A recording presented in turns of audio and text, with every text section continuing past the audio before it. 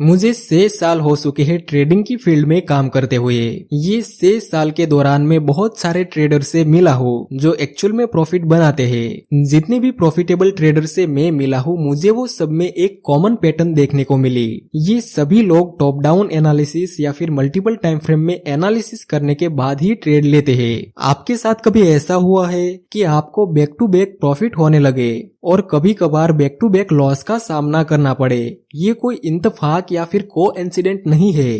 जब आप मार्केट की डायरेक्शन में ट्रेड करते हैं तब आपको बैक टू बैक प्रॉफिट होने के चांस ज्यादा रहते हैं, और जब आप मार्केट की डायरेक्शन के अगेंस्ट जाके ट्रेड करते हैं तब आपको बैक टू बैक लॉस होने के चांस ज्यादा रहते हैं। अब आप कहेंगे कि डायरेक्शन के बारे में तो हमें सब कुछ पता है, शायद आपको ट्रेंड के बारे में पता होगा, डायरेक्शन के बारे में नहीं। फॉर एग्जाम्पल, इस ग्राफ को देखो, यहाँ मार्केट की डायरेक्शन क्या है? आप कहेंगे कि प्राइस बार बार ब्रेक ऑफ स्ट्रक्चर बना रहा है तो बुलिश डायरेक्शन में हम ट्रेड करेंगे। तो कुछ लोग कहेंगे कि price higher high and higher low बना रहा है और नीचे ट्रेंड लाइन का सपोर्ट है, तो यहाँ हम बाय करने की अपॉर्चुनिटी फाइंड करेंगे और फिर आगे ट्रेंड लाइन पे बुलिश सिग्नल मिला भी। अगर आप यहाँ पे बाय करते तो आपका स्टॉप लॉस हिट होने में ज्यादा टाइम नहीं लगता।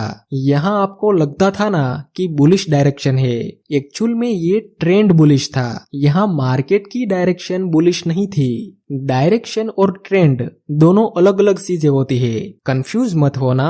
इसको मैं आगे एक्सप्लेन करता हूँ। मैं आपसे एक क्वेश्चन पूछता हूँ, मार्केट में कितने टाइप्स के ट्रेंड होते हैं? आप कहेंगे कि अप ट्रेंड होता है, डाउन ट्रेंड होता है और साइडवे ट्रेंड होता है। अब सुनो, अप ट्रेंड, डाउन ट्रेंड और साइडवे ट्रेंड इतना तो होता ही है, साथ में आता है प्राइमरी ट्रेंड, सेकेंडरी ट्रेंड और माइनर ट्रेंड। प्राइमरी ट्रेंड मतलब अप ट्रेंड, सेकेंडरी ट्रेंड मतलब डाउन ट्रेंड और माइनर ट्रेंड मतलब साइडवे ट्रेंड। इसको इस तरह से बिल्कुल मत समझना, क्योंकि up trend, down trend, sideway trend और प्राइमरी ट्रेंड, सेकेंडरी ट्रेंड और माइनर ट्रेंड ये सब कुछ अलग अलग है और हमें ये सबको साथ मिला के मार्केट की रियल डायरेक्शन को आइडेंटिफाई करना होता है। आई बात समझ में? ये सब कैसे करना है इसको हम आगे सीखेंगे। पहले हम टॉप डाउन एनालिसिस को समझ लेते हैं, क्योंकि टॉप डाउन एनालिसिस में ही हमें मार्केट की रियल डायरेक्शन को आइडेंटिफाई करना होता है। टॉप डाउन एनालिसिस का मतलब होता है कि हमें बिगर टाइम फ्रेम को देखते हुए धीरे धीरे स्मॉल टाइम फ्रेम में शिफ्ट करना होता है। टॉप मतलब बड़ी टाइम फ्रेम से डाउन यानी स्मॉल टाइम फ्रेम तक का एनालिसिस। और ट्रेडिंग व्यू में टाइम फ्रेम तो आपको 1 सेकेंड से लेके 1 साल तक की मिल जाएगी। क्या हमें ये सब में एनालिसिस करना है? नहीं। सबसे पहले हम टाइम फ्रेम को अलग अलग टाइप्स में डाइवर्ट कर देंगे, जिसमें पहला टाइप है हायर टाइम फ्रेम, दूसरा टाइप है मीडियम टाइम फ्रेम और तीसरा टाइप है lower time frame. Daily time frame और इसके ऊपर की जितनी भी टाइम फ्रेम है वो सब हायर टाइम फ्रेम में आती है। फिर 1 आवर से 4 आवर के बीच में जितनी भी टाइम फ्रेम है वो आती है मीडियम टाइम फ्रेम में। उसके बाद 1 आवर के नीचे जितनी भी टाइम फ्रेम है वो आती है लोअर टाइम फ्रेम में। आपको ये तीनों टाइम फ्रेम का यूज करना है और जितनी बड़ी टाइम फ्रेम में आपको सिग्नल मिलेगा उतनी ही ज्यादा आपकी एक्यूरेसी रहेगी, आपको ये पता होगा। लेकिन अगर मैं स्कैल्पिंग में 5 मिनट की टाइम फ्रेम यूज करता हूँ एंट्री करने के लिए और वीकली टाइम फ्रेम भी देखता हूँ तो इसका कोई मतलब नहीं बनता है ना। इसलिए मैं आपको टाइम फ्रेम का कॉम्बिनेशन दे रहा हूँ। स्कैल्पर्स की हायर टाइम फ्रेम रहेगी 1 आवर, मीडियम टाइम फ्रेम रहेगी 15 मिनट और लोअर टाइम फ्रेम रहेगी 5 मिनट, 3 मिनट या फिर 1 मिनट। और इंट्राडे ट्रेडर्स की हायर टाइम फ्रेम रहेगी 4 आवर, मीडियम टाइम फ्रेम रहेगी 1 आवर और लोअर टाइम फ्रेम रहेगी 15 मिनट। और स्विंग ट्रेडिंग्स के लिए हायर टाइम फ्रेम रहेगी 1 डे, मीडियम टाइम फ्रेम रहेगी 4 आवर और लोअर टाइम फ्रेम रहेगी 1 आवर। टॉप डाउन एनालिसिस करने का बेनिफिट आपको क्या मिलेगा पता है? पहले तो आप फेक सिग्नल को अवॉइड कर पाएंगे, दूसरा कि आपको रियल डायरेक्शन मालूम होगी, चार्ट को आप इजीली रीड कर पाएंगे और मेन पॉइंट आपको हाई रिस्क रिवॉर्ड रेशियो मिलेंगे। और वीडियो के एंड में मैं आपको अपना पर्सनल तरीका शेयर करूंगा जिसको मैं हाई रिस्क रिवॉर्ड रेशियो हासिल करने के लिए यूज करता हूँ। चलिए मैं आपको टॉप डाउन एनालिसिस करने का सही तरीका सिखाता हूँ। सबसे पहले आपको मार्केट की डायरेक्शन को देखना है, गौर करना। डायरेक्शन बोला मैंने, ना कि ट्रेंड। लेट सपोज कि मैं मीडियम टाइम फ्रेम में एनालिसिस कर रहा हूँ। जनरली एनालिसिस हम मीडियम टाइम फ्रेम में ही करते हैं। यहाँ मुझे साफ दिख रहा है कि मार्केट बार बार ब्रेक ऑफ स्ट्रक्चर बना रहा है। मतलब ये ट्रेंड कौन सा हुआ? Bearish, right? लेकिन क्या मार्केट बीरिश डायरेक्शन में है? हमें चेक करना पड़ेगा, जिसके लिए हम अपने चार्ट को हायर टाइम फ्रेम में शिफ्ट करेंगे। यहाँ पे हायर टाइम फ्रेम में तो मार्केट हायर हाई और हायर लो बना रहा है, बुलिश ब्रेक ऑफ स्ट्रक्चर बन रहा है। अब क्या करना है तो सुनो, आपका जो हायर टाइम फ्रेम में ट्रेंड रहेगा उसको हम प्राइमरी ट्रेंड कहते हैं, आपका मेन ट्रेंड। और ये प्राइमरी ट्रेंड के अंदर ही सेकेंडरी ट्रेंड होगा। ये जो पुलबैक मिला ना, वही है secondary trend. Medium time frame में ये पुलबैक प्रॉपर डाउन ट्रेंड दिखेगा, इसलिए इसको सेकेंडरी ट्रेंड कहते हैं। अगर मैं मीडियम टाइम फ्रेम का ये पुलबैक स्मॉल टाइम फ्रेम में देखूंगा तो मे भी मुझे प्रॉपर अप ट्रेंड देखने को मिले। मतलब आप समझ रहे हो, ट्रेंड के अंदर ट्रेंड, उसके अंदर दूसरा ट्रेंड। देखो ये चीज थोड़ी सी कॉम्प्लिकेटेड तो है, लेकिन मैं पूरी कोशिश कर रहा हूँ कि मैं इसको इजी लैंग्वेज में समझा पाऊँ। लिसन, मीडियम टाइम फ्रेम और लोअर टाइम फ्रेम में आपको मार्केट की डायरेक्शन नहीं मिलेगी। मार्केट की डायरेक्शन को सेट करने के लिए आपको हायर टाइम फ्रेम का ही यूज करना पड़ेगा। जैसे यहाँ मुझे दिख रहा है कि मार्केट का स्ट्रक्चर बुलिश है, मतलब हायर टाइम फ्रेम का प्राइमरी ट्रेंड, और ये हायर टाइम फ्रेम का पुल बैक है, वो मीडियम टाइम फ्रेम में कम्प्लीटली डाउन ट्रेंड होगा, जो कि आपका रहेगा सेकेंडरी ट्रेंड। आप सिर्फ इतना याद रखो कि प्राइमरी ट्रेंड ही मार्केट की डायरेक्शन डिसाइड करेगा। That's it. दूसरा एग्जांपल दिखाता हूँ। यहाँ मार्केट हायर टाइम फ्रेम में बेरिश ब्रेक ऑफ स्ट्रक्चर बना रहा है, मतलब हायर टाइम फ्रेम का प्राइमरी ट्रेंड बेरिश है। तो मैं मान के चलता हूँ कि ये मीडियम टाइम फ्रेम पे ये pull back completely up trend show करेगा, जो कि हमारा सेकेंडरी ट्रेंड रहेगा। लेकिन मार्केट की डायरेक्शन बेरिश है, सो हमें सिर्फ और सिर्फ सेल साइड की अपॉर्चुनिटी फाइंड करनी है, क्योंकि हमें डायरेक्शन को फॉलो करना है, ना कि सिर्फ ट्रेंड को। By the way, primary trend secondary trend के बारे में हम फिर कभी बाद में बात करेंगे। फिलहाल समझते हैं कि टॉप डाउन एनालिसिस में हमारा अगला स्टेप क्या होगा।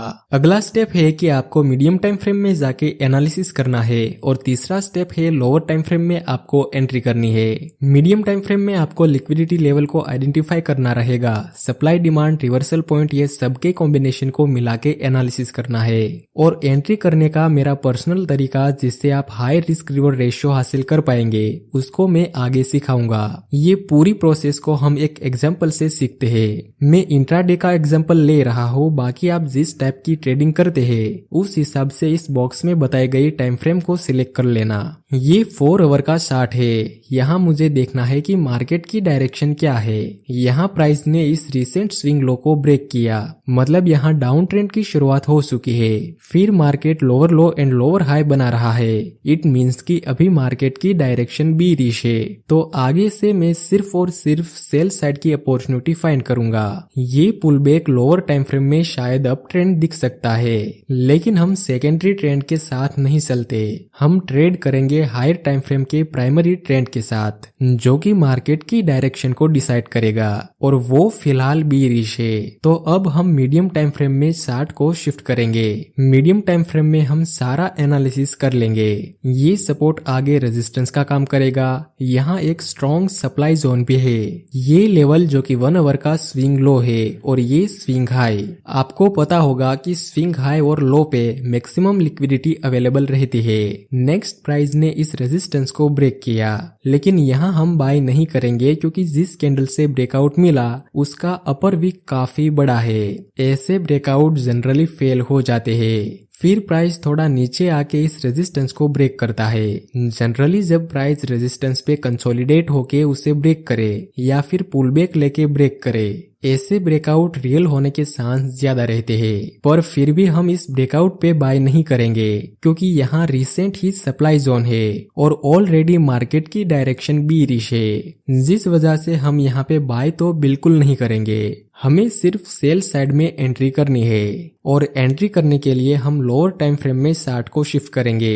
लोअर टाइम फ्रेम में मुझे दिख रहा है कि प्राइस अभी प्रॉपर अप ट्रेंड में मूव कर रहा है। हर वक्त मार्केट में बुलिश ब्रेक ऑफ स्ट्रक्चर बन रहा है। अगर आप सिर्फ लोअर टाइम फ्रेम को देखते तो आपको तो लगेगा कि मार्केट अप ट्रेंड में है, मुझे बाय करना चाहिए, लेकिन ट्रेंड से ज्यादा इंपॉर्टेंट है मार्केट की डायरेक्शन, जो कि 4 आवर में यहाँ बीरिश है। 4 आवर में डाउन ट्रेंड, 15 मिनट में अप ट्रेंड, ये दोनों ट्रेंड ही है, लेकिन 4 आवर का ट्रेंड आपको बताएगा कि आपको किस डायरेक्शन में जाना है। इसलिए हायर टाइम फ्रेम के ट्रेंड को हम डायरेक्शन ट्रेंड कहते हैं, जो कि हमारा प्राइमरी ट्रेंड होता है। ये दोनों ट्रेंड ही है, लेकिन डायरेक्शन मिलेगी हायर टाइम फ्रेम में, जिस वजह से हम बोलते हैं कि डायरेक्शन और ट्रेंड अलग अलग चीजें हैं। आपने सुना होगा ट्रेंड इज योर फ्रेंड, लेकिन किस टाइम फ्रेम का ट्रेंड आपका फ्रेंड है? Higher time frame, medium time frame, lower time frame? तो अब इस सेंटेंस को अपडेट करने की जरूरत है। ट्रेंड इज योर फ्रेंड ऐसे नहीं, अब बोलना direction is your friend. Trend is king ऐसे नहीं, डायरेक्शन इज किंग।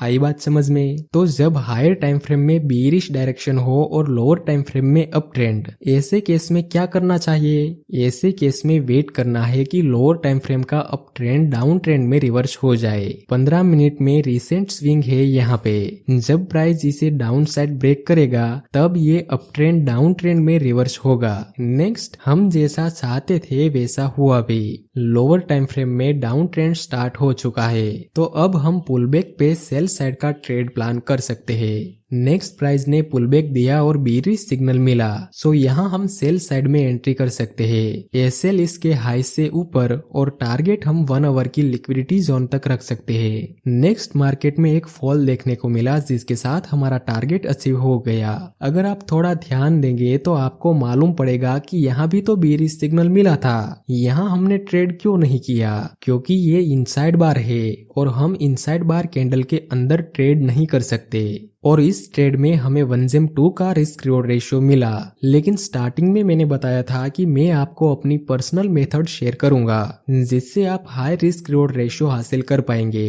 वो कैसे करना है, चलिए उसके बारे में समझते हैं। For example, higher time frame में मुझे यहाँ बीरिश ट्रेंड मिला, प्राइमरी ट्रेंड बीरिश है, तो हम सेल साइड की अपॉर्चुनिटी फाइंड करेंगे। हमें मार्केट की डायरेक्शन मिल गई, सो अब हम मीडियम टाइम फ्रेम में 60 को शिफ्ट करेंगे। ये लेवल पे लिक्विडिटी रहेगी, ये सपोर्ट रेजिस्टेंस बनेगा, ये रिसेंट स्विंग हाई, यहाँ भी लिक्विडिटी होगी। अब हम लोअर टाइम फ्रेम में जूम इन करते हैं। यहाँ क्या हो रहा है? Bullish break of structure, price higher high and higher low बना रहा है, मतलब अप ट्रेंड है, लेकिन हम सेल साइड में ट्रेड करेंगे। क्यों? रीजन आपको पता है। उसके बाद प्राइस कुछ टाइम के लिए साइडवे होता है। इक्वल हाई और इक्वल लो पे भी काफी अच्छी मात्रा में लिक्विडिटी होती है। उसके बाद क्या हुआ? प्राइस लिक्विडिटी स्वीप करके नीचे गिरा और लोअर टाइम फ्रेम के अप ट्रेंड का रिसेंट लो ब्रेक हुआ। फिर एक पुलबैक के बाद बीरिश सिग्नल भी मिला और आपने यहाँ सेल कर लिया, और फिर मीडियम टाइम फ्रेम के लिक्विडिटी जोन तक आपने टारगेट रखा। अगर हमें ज्यादा रिस्क रिवॉर्ड रेशियो चाहिए तो रैंडम तो हम अपने टारगेट को इंक्रीज नहीं कर सकते। हमें क्या करना है? वेट करना है। नेक्स्ट हमारा टारगेट अचीव हो गया। अब आपको हायर टाइम फ्रेम या फिर मीडियम टाइम फ्रेम में एक बार चेक करना है। यहाँ मुझे दिख रहा है कि हायर टाइम फ्रेम में प्रॉपर हैंगिंग बैन और कंफर्मेशन का सिग्नल मिला। ऑब्वियसली इस बीरिश सिग्नल को देख के हायर टाइम फ्रेम पे सेलर्स सेल करेंगे। याद रखना, किसी की लोअर टाइम फ्रेम किसी के लिए हायर टाइम फ्रेम का काम करती है, बिकॉज कोई स्कैल्पिंग करेगा, कोई इंट्राडे तो कोई स्विंग ट्रेडिंग। आपको देखना है कि अगर हायर टाइम फ्रेम पे इस बीरिश सिग्नल को देखते हुए आप सेल करते तो आप टारगेट कहाँ रखते? ऑब्वियसली आप इतना छोटा टारगेट तो नहीं रखते, आप यहाँ तक का तो टारगेट रखते, राइट? एटलीस्ट 1:1 का रिस्क रिवॉर्ड रेशियो। तो आपको भी यहाँ तक अपने टारगेट को ट्रेल कर लेना है। पहला टारगेट जहाँ आपने लोअर टाइम फ्रेम को देखते हुए लगाया वहां पे, और अगर हायर टाइम फ्रेम या फिर मीडियम टाइम फ्रेम पे उसी डायरेक्शन में कोई सिग्नल मिले तो आपको प्रॉफिट को ट्रेल करना है। इस तरह से आप कई बार बड़े बड़े रिस्क रिवॉर्ड रेशियो हासिल कर पाएंगे। सो आज के लिए बस इतना ही, मिलते हैं अगले वीडियो में।